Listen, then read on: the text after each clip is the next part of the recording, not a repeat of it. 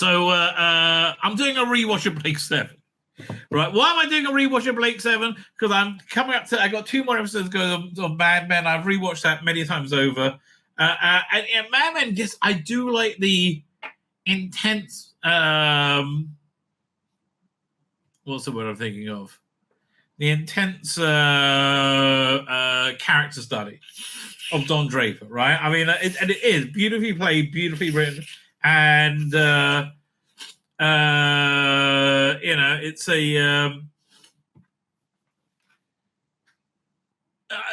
yeah. I mean, it's a great show, right? So I'm looking for basically, I'm looking for something new. Allegedly, but we found the answer. Allegedly saying that males have but donate to females in certain intimate situations. Well, I wonder if we were charging more for that. So I didn't know that. There you go. Voyage of Discovery. So I'm watching Blake 7. And I want to do like a full review of all of Blake 7. I'm starting at season 4 because I didn't start season 1. First thing, I'll be watching it in a couple of months when the Blu-ray comes out. Season 2 is too much built on season 1, frankly. And then it's between season 3 and season 4. I like season 4 a lot, right? I do like season 4 a lot. And I think it gets a bad press. So I thought I'll do a full rewatch. I'm 2 episodes in. It must be a good 30 years since I've seen it, right? So my first thing is this. I love the new titles, right? Like here, we'll watch a little bit of it.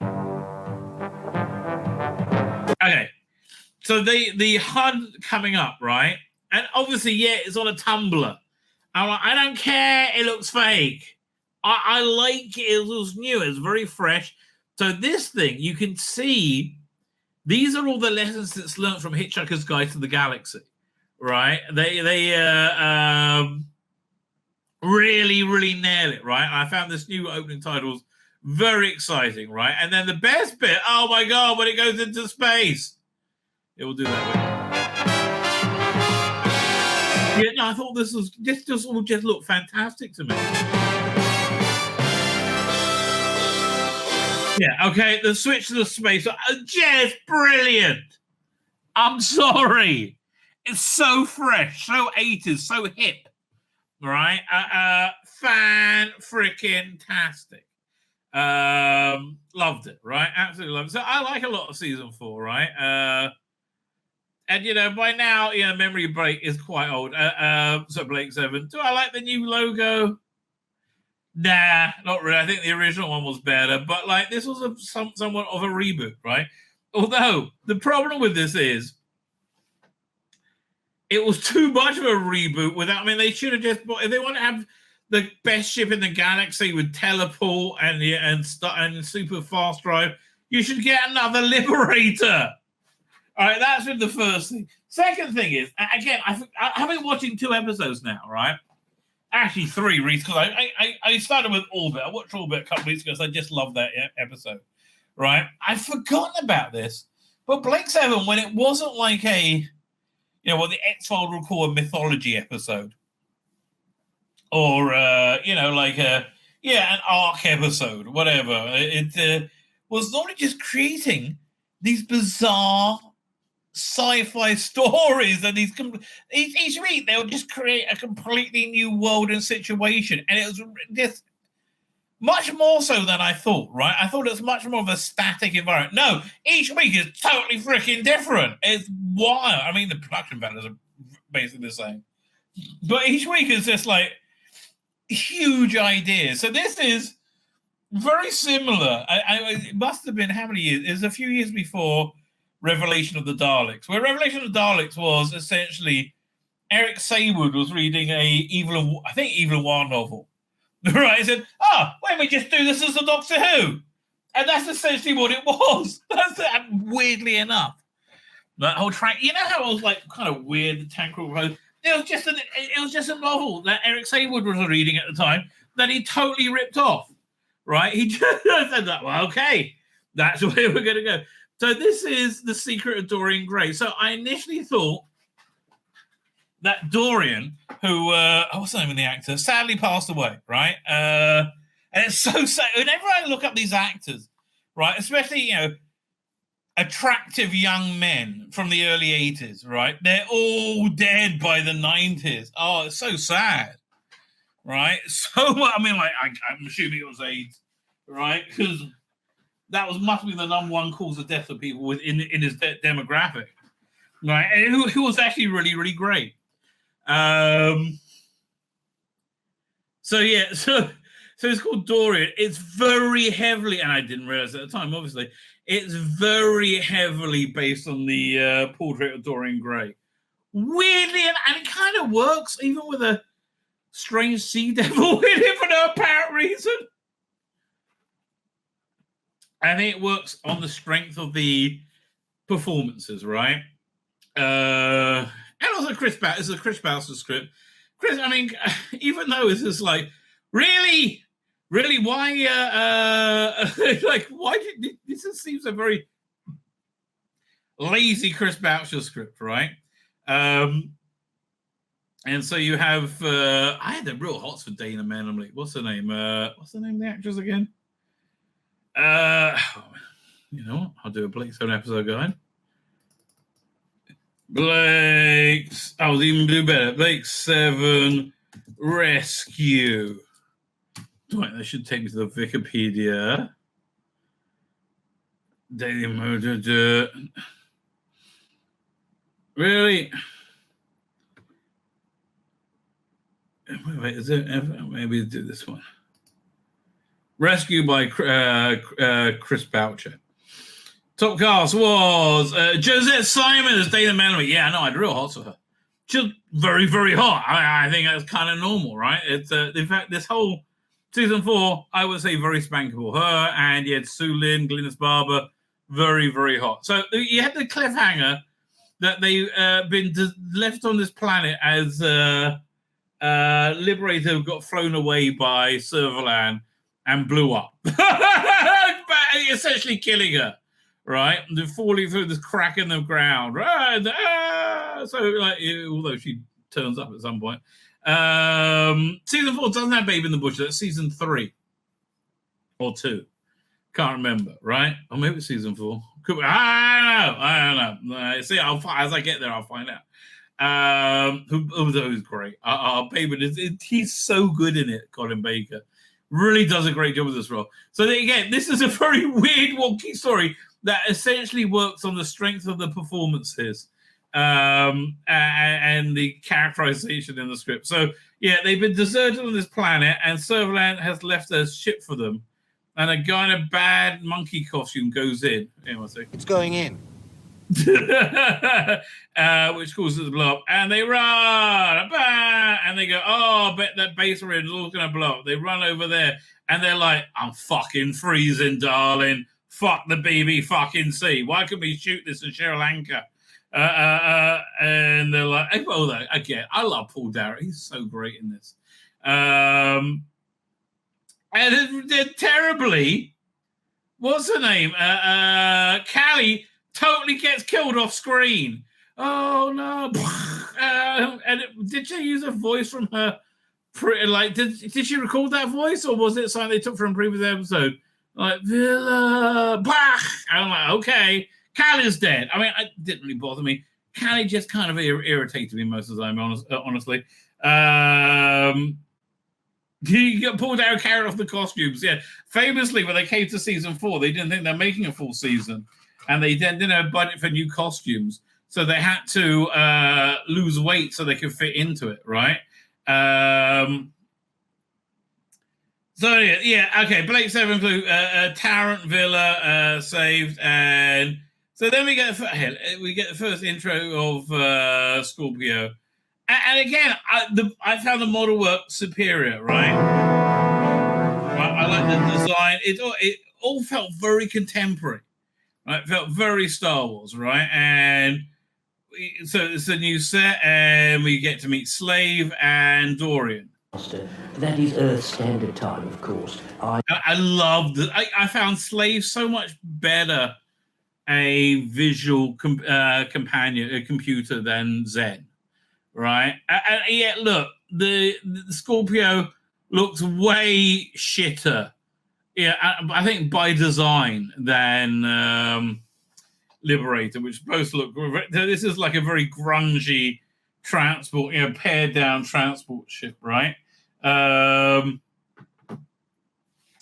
And I'll put on Callis Kildowski and partly, I think, because the actress had other commitments due to not knowing the show had been renewed, right? Who would have thought she was into much demand? So, this guy has been looking for. Okay, the weak rationalization is he's looking for the Liberator crew because he's building a teleport and he wants to work out from them how to build it, essentially. Right, so he's tracking the Liberator, and that's how he ends up coming across the Liberator crew after daring do. Right, so again, why is Blake Seven so good? The first thing they do is kidnap him, right, and they steal his ship, and then they will fucking kill you, right? And they're pretty clear they will fucking kill you, right? Which is great. But Dorian is pretty, doesn't mind. Feels great about it all, right? People will just piss off with Stephen Spacey taking over from Blake. I don't know. I mean, that he had such a similar silhouette though was just weird. But the ladies loved a bit of Stephen Spacey, especially especially in 81. So anyway, again, do we have there was the Archers of Avon. I really love it. So they're like they have to take off because volcano's going. So they do that. Anyway, so they end up going back to his home place, right? And which is where when they got Aurak.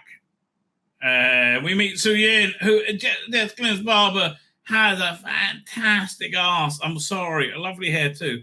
But oh god, she's so sexy. You see, I think everything I said was just right, and she's even sexier that she plays a gunslinger, right? That's the bit where she does her quick draw, right? I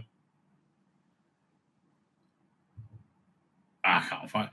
Although they say they're getting white, it doesn't look a lot like Tizer. So deep in the base, there's a place where he goes to renew himself or whatever.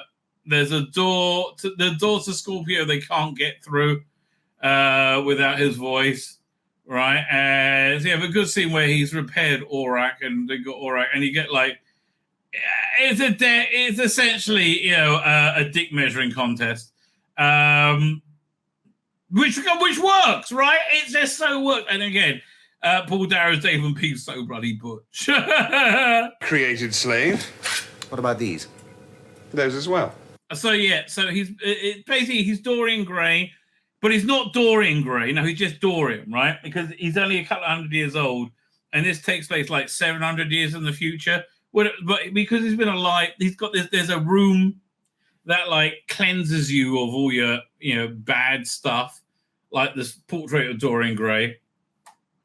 Oh, by the way, Conrad said they did a review of Blake 7 earlier this year on FSSI, assisted by a certain problematic entity. Haven't heard from him in a while. By the way, I heard that Noel got arrested. Is he okay? I assume that protesting the fascist government they have there in Ireland, but I hope he's okay. Ethan Buchanan's new puppy is outside guarding a tent. That sounds so cute. So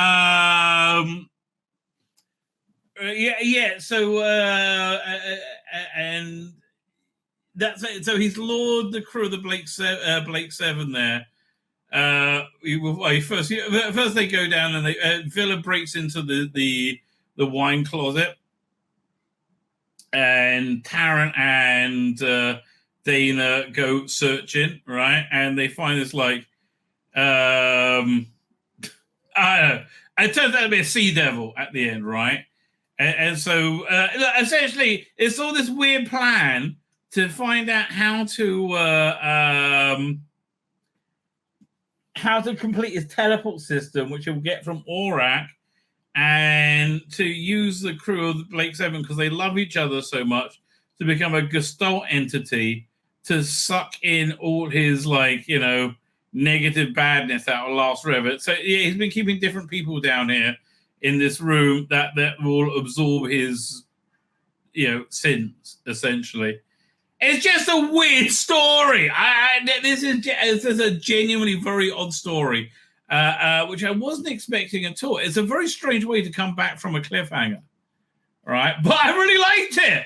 Again, it's the strength of the performances, right? And I guess it's the flexibility of the format that you can do a Secret of Dorian Gray and the Portrait of Dorian Gray. It's a portrait of Dorian Gray in Blake 7, and it works, but it didn't really. Right? It just felt like Chris Boucher had to resolve the cliffhanger. So, I guess we'll do that. Right? I don't know. What would you have done better? Not Dorian Gray. It's weird. I mean, again, I liked it, but not Dorian Gray. I maybe have somebody like hunting for them. Oh, they could be. This will make more sense. The bounty hunters come to whatever terminus, whatever the world was, to get the bounty of the Blake 7's crew and Aurak, right? And that would have made a lot more sense. Oh God! And just strip out that whole Dorian Gray section, right? So the next episode I watched, I would say somewhat Shakespeare. The first episode was Shakespeare in comparison. Oh boy! And again, don't get me wrong, I loved it, right? But it was such weird sexual politics. There was a Doctor Who story that was. It makes much more sense now, right? That was commissioned, I think, for the 83 was the 20th anniversary. 84 for the 86 season, I guess, which was an Ice Warrior story, which was a weird clunky story about sexual politics by Philip Martin, who's normally a good writer, but you can see how it's like the attitudes were different then. I still think it blows me away, right? Nicola Bryant says 1 time out of 3 she had her arse felt when she went into the TV centre. Don't get me wrong, I would have loved to have felt Nicola Bryant's arse too. But I wouldn't have done. I mean, unless you said, "Oh, sorry, Rabbi, you want to feel my arse?" I'm like, "Yes, Nicola, I do." Oh, so much. Yes, I do. Can I put one thing else? Oh, thank you very much. That's very very Christian of you. Very giving. Thank you very much for that. Anyway, I digress.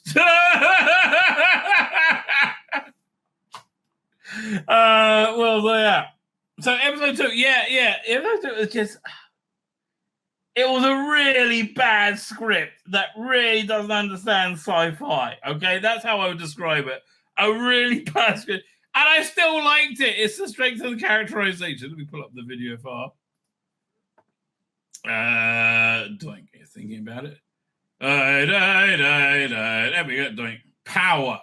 Yeah, and the power is all about some, I would say, sexual power, right? That's what it's all about. And it really is. It's very much battle of the sexes and how it doesn't really work. It's just, it's very strange in many ways, right? So right now they're on Xenon base. They can't get into Scorpio, and they're essentially screwed because they killed Dory in the last episode, and you need his voice print to get in, and Villa can do. So that's where we are going in. Right, and they're like, Villa, get the door open. He's like, we got a bit of a problem. So then, okay, at the same time, Avon's gone searching, right, around the planet they're on, and there's a bunch of natives that catch him. And so it's like, all right, use the teleport. He's like, well, it doesn't work. It's not, you're screwed, mate. You're screwed. So he ends up prison of Eingron or whoever, and they go to find him. Now, at the same time, you got these three birds flouncing around, and that's how they do. They run in unison. They're literally flouncing, right? Very, very strangely. But yeah, they're into the weird flouncing. I don't understand it. They are. They're super duper into the weird flouncing. Okay then. Do I have a picture of them running? Because it's bizarre as hell. Yeah. Okay. Here is it.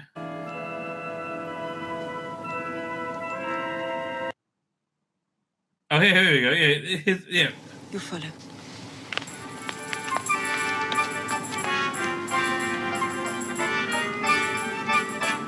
They were kind of running in unison. Anyway, so that's the other thing. You have this guy have a fight sequence with Avon later. Again, we're going to go on Eingron, even though that's not his bloody name. Okay, let's just look at the episode. Wait a minute. What was it? Next episode. Let's find out what this character's name is. Oh, and Su-Yin vanished in the base after Dorian tried to kill her too. So, okay then. Who else is it? Who am I looking for? Homic Warrior, Uncredit, no. So I guess he's the king of the homics, she cried. Hello, I'm king of the homics. Well, nice to meet you, sir. No, all these people are uncredited. Okay, this guy had a speaking role. Okay, Juliet Hammond played the woman. Okay, apparently. How is this guy? I'm looking at top cast. Let's look at full cast. Like, how's this guy not in the credits? Right? He might be Terrence Brooke. I don't know, but he's not in the credits. It's so bizarre. Like, it's so bizarre. Could be Dickon Ashworth. I mean, how's that a real name even? Dickon Ashworth. Hello, I'm Dickon Ashworth. Like, that just sounds weird. But it could be, right? Are there any pictures of Dickon Ashworth? Is it really? I mean, I guess, I wouldn't know his name. I wouldn't know his face because, I didn't recognize that. I think that is him. Okay, it's Dickon Ashworth. How you doing, Dickon, mate?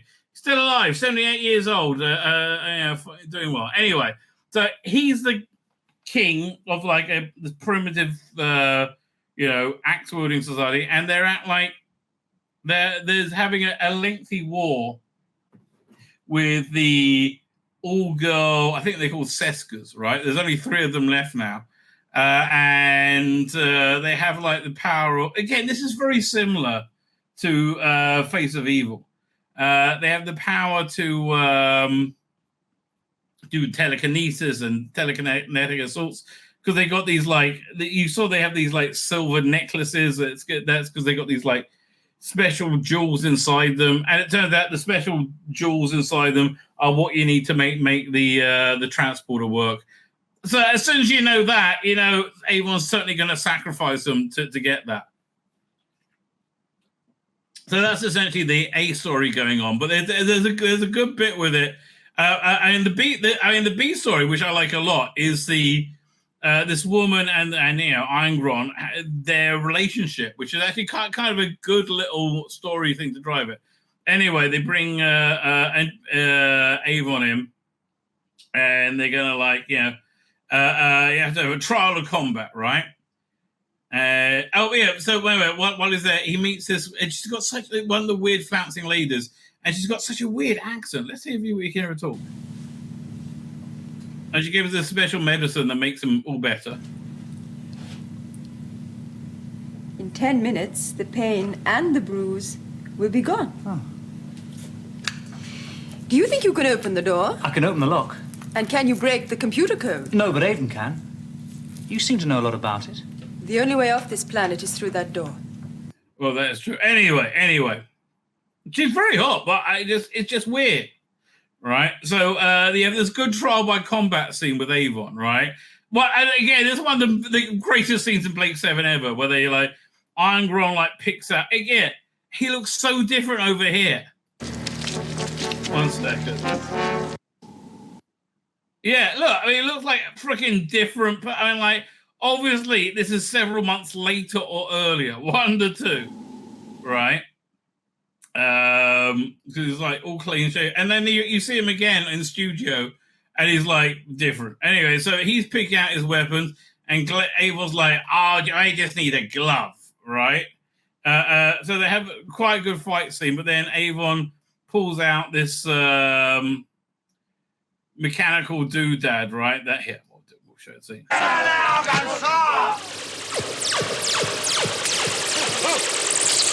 That like burns the sword, and he gives us a little speech. You never thought where all the power comes from. An ordinary domestic helio-fusion rod. You haven't seen one, have you? Don't! All that underground heat, light, power, and you never considered where it came from. Again, just great Avon, right? I mean, there really is great Avon. They club him over his head, and they put that back, use his glove, right? So you got the whole drama in Xenon Base opening up. Then you got like, you know, this is weird S&M shit. I'm sorry. I always thought that Blake 7 was a very S&M-y sort of show, right? Especially the Avon Servalan relationship, which seemed very S&M-y to me. Okay, it just did. But they're hunting these women, and it says we serve them and we give them sons. Oh, you mean you fuck them? Okay, and so it's kind of like a sexual slavery they're in, and it's kind of unambiguous, right? This looks like Borat. You remember when Borat tried to put Pamela Anderson into a sack? Same thing. I mean, look at this. This just seems dodgy to me. Hey! No, let me go! No! Yeah, okay, again, this looks like it's just kinky. I'm sorry. So she ends up in a cell with Avon. And they eventually find like the whole story of the Seska. The woman turns out to be, she used to be one of the female telepath tribe, and she's like, look, essentially, I'm happy now. She's like, look, you can come and leave with us on Scorpio, right? But she's like, I'm happy now. I'm married. Like, you know, I like being a wife, right? And I think that's actually quite an interesting commentary on feminism, but it was all just a bit wonky. And again, you do have this sexual, sex-based power play, right? About how Avon, they can't overpower Avon. You see, Bella, it's your strength, and however you use it, a man's will always be greater. Yeah, so it's like lots of stuff like that, which makes me miss the 70s, frankly. And then he stalks her. I mean, like, well, okay then. So essentially they what was it? They basically end up having to be able to. Oh yeah, no. So then you have this big fight scene at the end with Dana and Ogron or whatever his name is, right? Which she wins, which I thought was quite fun. They find out the way to get through the thing is using their telekinesis, and then they essentially grab the crystals, and now they can use and now they have teleport, right? And have they double cross her? The new teleports effect, I will say, is shit. Go! I mean, the original effect was also shit, but I think this one's shitter.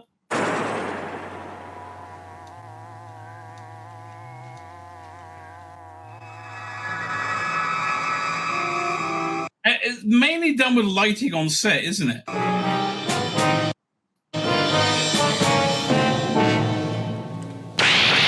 Oh, right, yeah. So she's still Scorpio, and they end up using the teleports to go after them, and they get Scorpio. So essentially, yeah. So now they're mostly reset, right? They have a ship, they have a base, they've rebooted at this point. Yeah, look, I am loving it, right? I'm absolutely loving it. What's the next episode? I might watch that tonight. Hang on, what is the next one? Traitor, isn't it? That was a power. Traitor, yeah. Serverland comes back. All right, yeah. So that I am looking forward to looking at that more. So yeah, that has been my. This is going to be an ongoing thing, right? I'm going to go through all of Blake. So my name's Tzvi Lebetkin, the Rabbi from another planet. Please like, share, and subscribe, and ring that little bell. Ring the little bell so you're notified when new videos drop.